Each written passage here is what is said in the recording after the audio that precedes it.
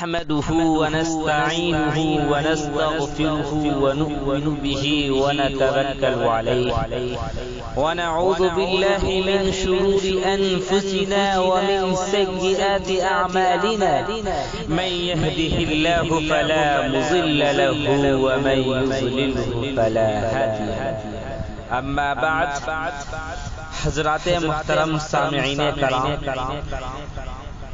اور بزرگوں دوستوں، آج کی اس بزم پربہار میں ہندوستان اور مسلمان کے موضوع پر کچھ دیر گفتگو کرنا چاہتا ہوں۔ امید ہے کہ آپ حضرات میری بات کو بغور سماعت فرمائیں گے۔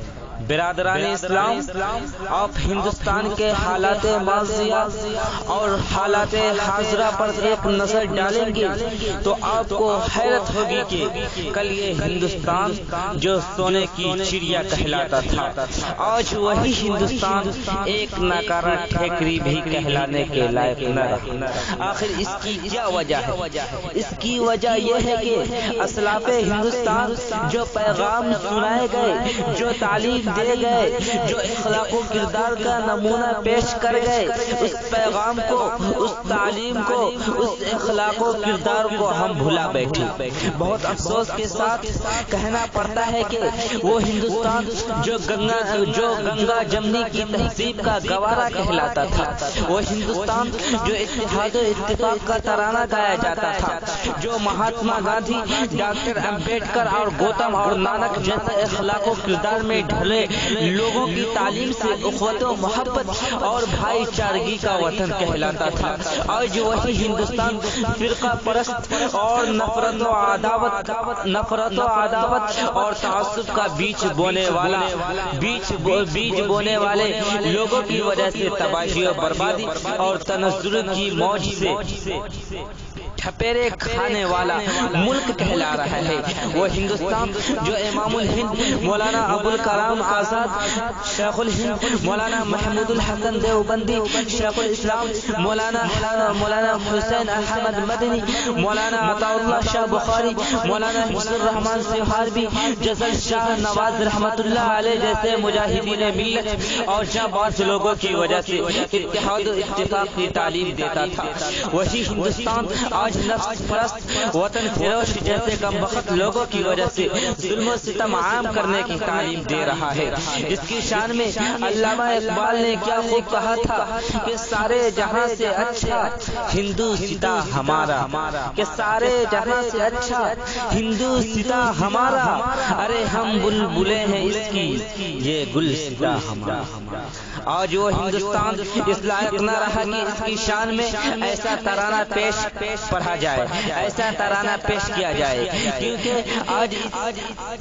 کیونکہ آج اس ہندوستان میں امن و امان نہیں، راحت نہیں، ہر طرف برائیاں، ہر طرف ظلم و ستم، ہر طرف لڑائی جھگڑا، ہر طرف آبرو ریزی، ہر طرف خلفشار و انتشار کا عالم ہے۔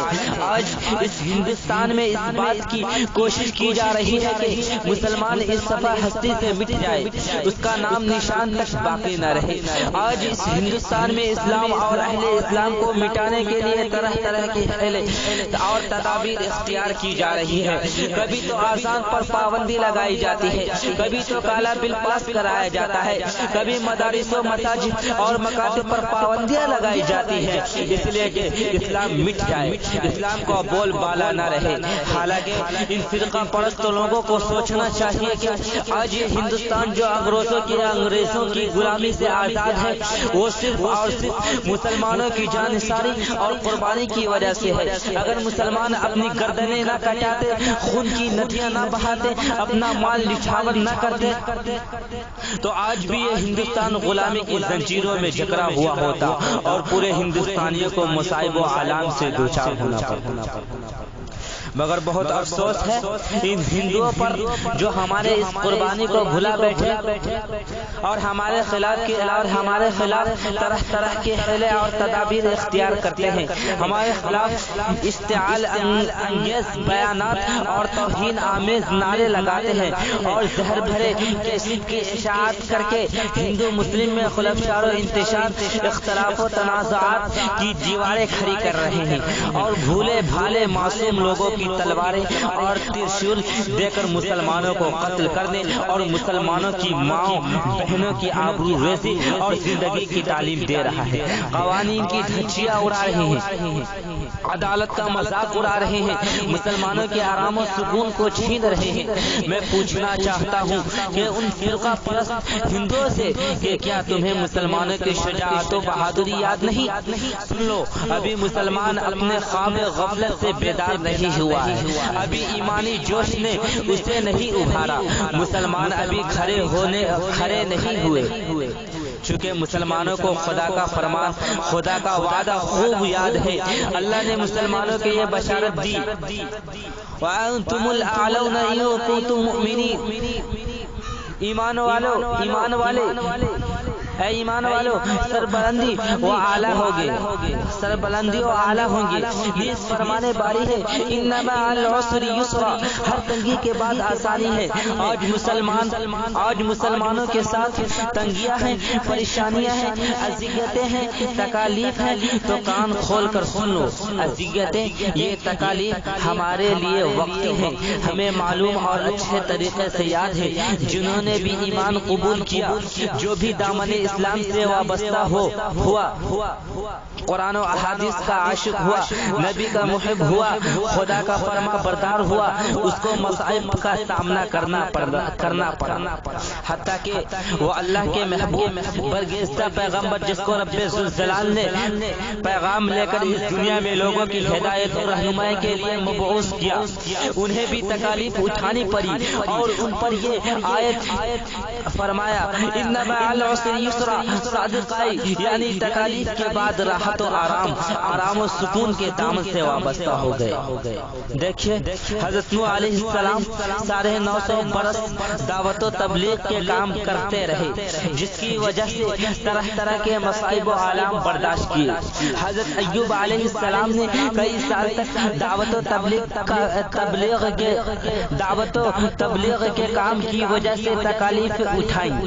الغرض، جتنے بھی انبیاء پیغام لے کر آئے، انہیں مصائب و آلام کی چکیوں میں پسنا پڑا، حتیٰ کہ نبی برحق جناب نبی کریم صلی اللہ علیہ وسلم جب دعوت و تبلیغ کے لیے اٹھے تو آپ کے اوپر ظلم و ستم کے پہاڑ ٹوٹنے لگے، مگر ایک دن ایسا آیا کہ ان تکالیف کا بدلہ اللہ نے ایسا دیا کہ پورے عالم میں نبی کا مقصد، نبی کا پیغام پھیل گیا۔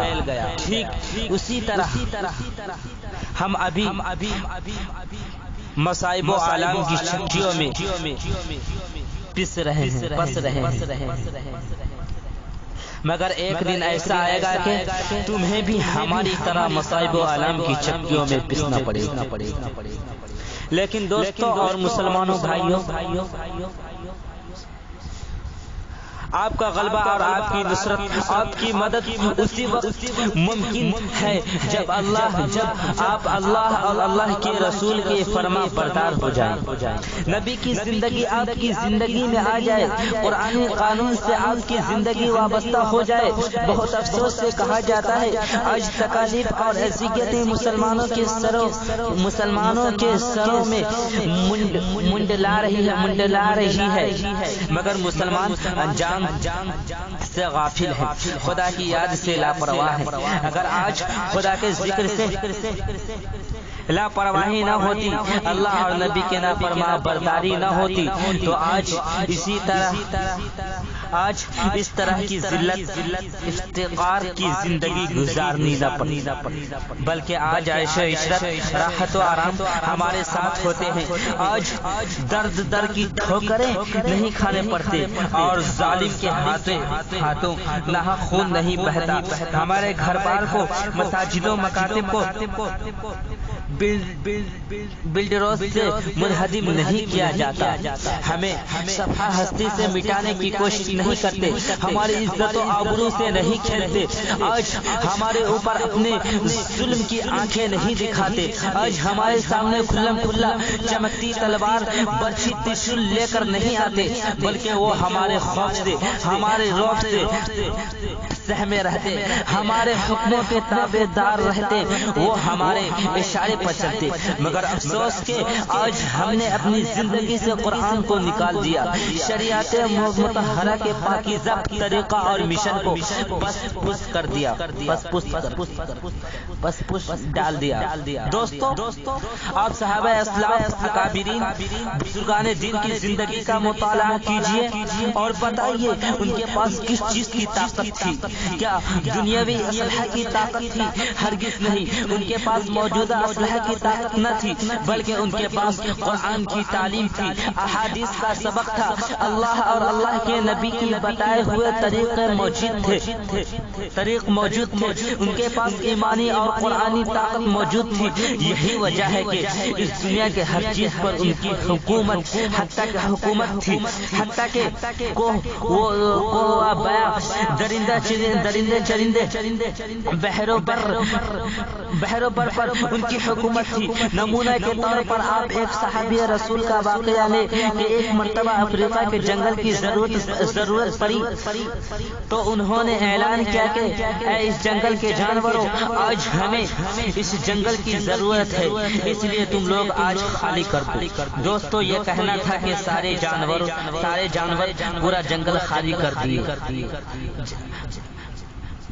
یہ کہنا تھا کہ سارے جانور پورا جنگل خالی کر دیتے ہیں، تو آج ہم ایسا کر کے دیکھیں کیا ہم سے ایسا ہو سکے گا؟ نہیں۔ کیوں؟ اس لیے کہ ہمارے پاس ایمانی طاقت نہیں۔ دوستو، آج بھی اگر ہم اللہ اور اللہ کے رسول کے حکم کے پابند ہو جائے تو آج یہ ہندو ظالم بھی ہم سے سہمے رہیں گے اور آنکھیں نہیں دکھا سکیں گے۔ دعا کرے کہ اللہ رب العزت ہم سب کو قرآن و حدیث کا پابند بنائے، کہنے سے زیادہ سننے، کہنے سے زیادہ عمل کرنے، سننے سے زیادہ عمل کرنے کی توفیق عطا فرمائے۔ آمین۔ وآخر دعوانا الحمدللہ۔